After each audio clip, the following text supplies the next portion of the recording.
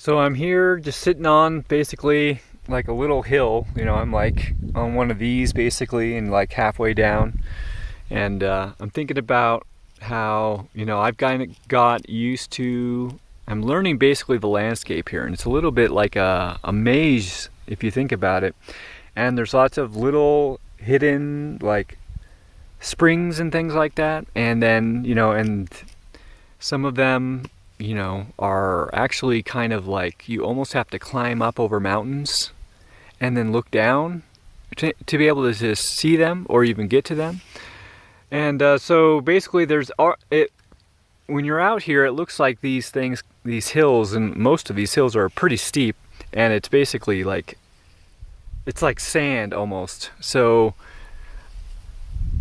it can be hard to get up and over these things, but there are places almost everywhere where if you look around close enough, you can get up, because there might be like plants growing in just the right places where you need to be able to grab onto something, or the root holds things together in that spot, or it's not quite as steep, or you can go on kind of a switchback type thing.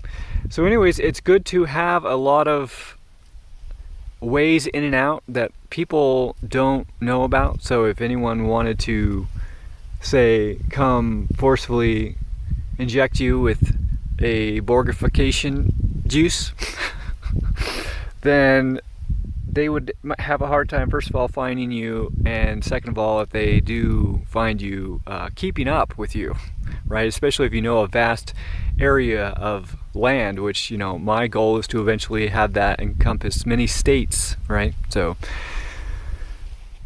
anyways, just thought I'd throw that out there. I thought it was a interesting thing to think about. So at least it's something I think about, and I know you guys are watching largely because you are curious about this type of stuff, and you think maybe you gotta think about this kind of stuff. So I just figured I should share it. So there you go.